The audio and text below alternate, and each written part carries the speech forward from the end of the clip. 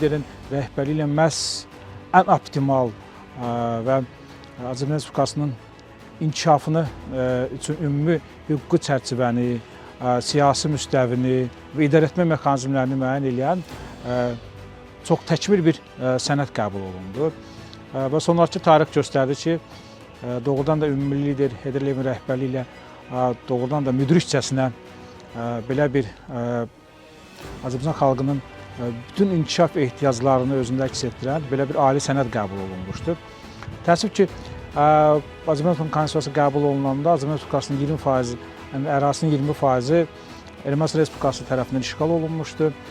Azərbaycan Respublikasının Konstitusiyası isə bütün ərazimizdə tətbiq oluna bilmirdi və 2020-ci illə 27 sentyabrda başlayan 44 günlük Vətən müharibəsi və 2023-cü illə 19 sentyabrda keçirilən antiterror əməliyyatları ilə Azərbaycan Respublikasının əvvəlcə ərazi bütövlüyü işğal olmuş torpaqlar azad olundu, daha sonra Azərbaycan Respublikasının ərazi bütövlüyü təmin olundu və beləliklə Azərbaycan Respublikasının Konstitusiyası bütün Azərbaycan Respublikasının ərazisində tətbiq edilməyə başladı. Bu Azərbaycan xalqının son əsrlərdə əldə etdiyi ən böyük nailiyyət idi.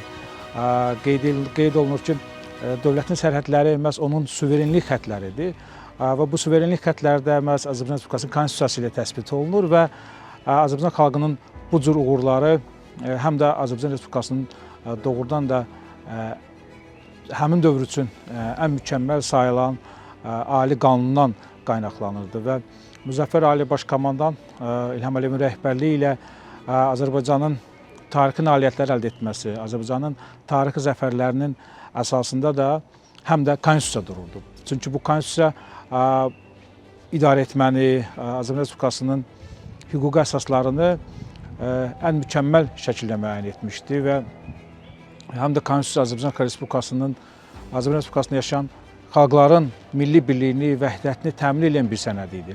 Bu, hər bir Azərbaycan Respublikasının vətəndaşının konstitusiyasıdır. Bu konstitusiya hər bir Azərbaycan Respublikasının vətəndaşının təhlükəsinə təminat verirdi.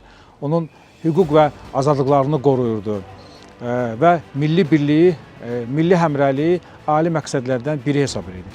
Məhz bu cür milli birlik, bu cür həmrəylik Azərbaycan Respublikasının qələbələrinin əsasını qoydu və Azərbaycan öz tarixi ərazilərini azad etdi. Azərbaycan erməni faşizm üzərində qalib gəldi və beləliklə Azərbaycan tarixinin yeni inkişaf mərhələsinə qədəm qoydu.